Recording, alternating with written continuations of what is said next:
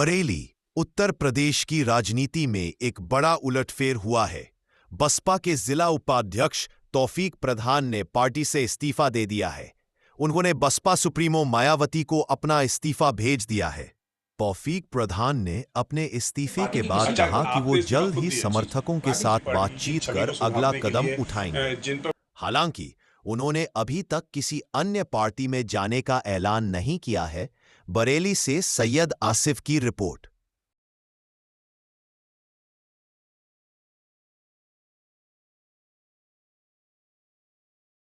Party के किसी आपने इस्तीफा खुद दिया? जी, पार्टी किसी आदमी ने मुझे। तो क्या ऐसा लगता है कि अब दोबारा अगर वो आपको जो है पार्टी में लाने की बात कहेंगे तो क्या आप आएंगे? नहीं, मैंने क्या कहा कि हमारे सबसे पहले हमारे रीढ़ के डी विधानसभा अध्यक्ष, विधानसभा प्रभारी, हमारे सेक्टर अध्यक्ष, अच्छा, उनको मान सम्मान मिलना चाहिए।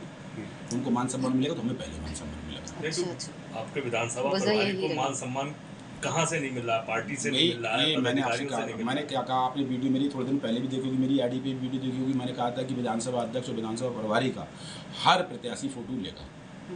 हमारे विधानसभा अध्यक्ष और हमारे प्रभारी का अगर फोटो नहीं होगा जिस प्रत्याशी के ऊपर होर्डिंग पे, तो उसका टिकट हम नहीं होने देंगे। इसी बात को लेकर बवाल हुआ। वही बात है, हमने कि हमारे संगठन के लोगों को मान सम्मान फोटो ना लगाने को लेकर कोई और क्या अंदरूनी बात हो सकती है भाई? ये तो एक छोटी सी बात है। छोटी सी बात कैसे है भाई? आप हमारे विधानसभा अध्यक्ष को पहचानेगा कौन? भाई हमारे विधानसभा अध्यक्ष को कौन पहचानेगा? हम बहन जी ने जो आदेश दिया है पोलिंग बूथ जाने का, तो भाई पोलिंग बूथ लेके कौन जाएगा हमको? सेक्टर अध्यक्ष लेके जाएगा, विधानसभा अध्यक्ष लेके जाएगा हमको। भाई कौन लेके जाएगा? जब उसका वहाँ जो प्रत्याशी जो चुनाव लड़ रहा है उसका जब वो फोटो नहीं लेंगे तो उसको समाज कैसे पहचानेगा? बात समझ, समाज उसको मान सम्मान क्यों देगा? तो हमें कितने प्रत्याशी हैं जिन्होंने विधानसभा अध्यक्ष का फोटो नहीं लगाया? उसका मैंने क्या कहा, उसका सब सर्वे होना चाहिए ना, ये सब सर्वे चल रहा है और सर्वे चल रहा है। मैंने पहले ही बयान दिया था, मैं फिर बयान दे रहा हूँ कि अगर हमारे विधानसभा अध्यक्ष और विधानसभा प्रभारी का फोटो जो भी प्रत्याशी नहीं लगागा तो उस पर संगठन कार्रवाई करेगा और उसका टिकट नहीं होने देगा। पार्टी की छवि को सुधारने के लिए जिन पर मुकदमे दर्ज हों उनको हटाया जा रहा है, ऐसा तो कोई मामला नहीं है? आपने 9 अक्टूबर की रैली में देखा था कि बहन जी ने बोला था हम जैसे लोगों के लिए, हम अब आपने वो बात छेड़ दी तो मुझे कहना पड़ रहा है कि जब सन 2007 में हमारी जब सरकार बनी थी तो हम पोलिंग बूथ अध्यक्ष थे। और पोलिंग बूथ अध्यक्ष थे तो जब पोलिंग बूथ अध्यक्ष थे तो हम एक चाणकपना भी था हमारे अंदर, तो हमने अपनी ग्राम पंचायत से प्रधानी का चुनाव लड़ा। सर, या किसी चीज़ को, किसी पार्टी को लेके कोई दबाव आप पे बनाया जा रहा है? नहीं, हम पे क्या दबाव बनाया जाएगा? हम पे कौन दबाव बना लेगा? हम पे आज तक किसी ने दबाव बना पाया? भारतीय जनता पार्टी खुल के बोलते हैं, समाजवादी के खिलाफ खुल के बोलते हैं। जब भाई हमारी पार्टी का, हमारे परिवार का मामला है, किसी छोटे भाई को या किसी बड़े भाई को अगर मान सम्मान की नहीं बात आती है तो उसके लिए हम लोग समझौता करेंगे और समझौते के लिए लोग हमारे हाई का मतलब बात नहीं होगा समझौता।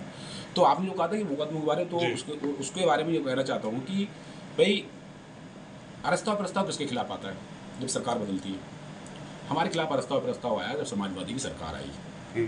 हमारे परिवार को लठियाया गया, हमको लठियाया गया और पूरा तानाशाही दिखाई गई। लगातार हम पे मुकदमे लिखे गए, यहाँ लिख दिया गया तौफीक प्रधान बसपा। भाई लगातार मुकदमे लिखे गए। पिछली पंचवर्षीय में अश्वनी कुमार इंस्पेक्टर थे, हमारा पूरा संगठन गया।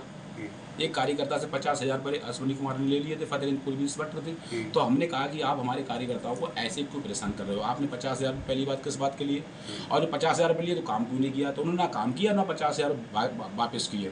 तो उस बात को लेकर हमारा उनसे बवाल हुआ, बहुत ज़्यादा बवाल हुआ। उन्होंने कहा कि तुम्हारी राजनीति खत्म कर देंगे। तो हमने उनसे कहा कि आपको हम फतेहपुर भी नहीं रहने देंगे। ये मामला कप्तान साहब पे लग गया, डीएम साहब पे लग गया, तो उनको कुछ नहीं कर पाया तो उन्होंने हमारी सीट खोल दी। तो उससे हमको फ़र्क नहीं पड़ता, वो हमने डीएम साहब को लिखत में दे दिया।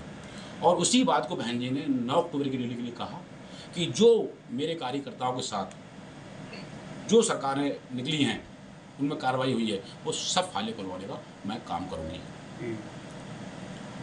जैसे ही बहन जी ने भी साफ साफ अपना बयान दिया कि मुझ पे भी ईडी के लेके, घर को, परिवार को लेके आपने बयान सुना होगा, बहन जी उन्होंने भी बयान दिया कि मुझ पे भी दबाव बनाया गया। तो उनको ये भी पता है कि हमारे कार्यकर्ताओं को भी ऊपर झूठे मुकदमे और झूठी कार्रवाई करी गई है। उनकी सरकार आने पर सभी फाइलें खुलवाई जाएंगी। किन लोगों ने कार्रवाई करी है उनको तलब कराया जाएगा कहाँ है। मैंने फिर मेरे बार बयान वही है कि भाई हमारी रीढ़ के डी विधानसभा अध्यक्ष, विधानसभा प्रभारी जो हमारे सेक्टर पोलिंग बूथ के लोग हैं उनको मान सम्मान मिलना चाहिए प्रत्याशियों के द्वारा। ये तो आपका हैं कि आपके और विधानसभा प्रभारी के संबंध अच्छे नहीं है, इस वजह से आपने रिजाइन किया? नहीं, ऐसा नहीं है। आप किसी विधानसभा अध्यक्ष से आप बात करिए। फरीदपुर विधानसभा फरीदपुर विधानसभा का एक रीजन और है। फरीदपुर विधानसभा का रीजन ऐसा है कि जब किसी को कोई बात कहना होती है ना तो वो वहीं से आदमी को स्टार्टिंग करना चाहते हैं, मगर हमारा ऐसा कोई भी विधानसभा अध्यक्ष से कोई भी मामला नहीं है। क्या आपने जो इस्तीफा दिया वो एक्सेप्ट कर लिया गया? हाँ, नहीं, विधानसभा अध्यक्ष ने आपकी शिकायत की है ऊपर? विधानसभा अध्यक्ष नहीं, ये खेला ही कुछ और है। तो खुलना चाहिए ना वो। खोलने के क्या, वो आने वाले टाइम पे वो भी खुल जाएगा। चलिए।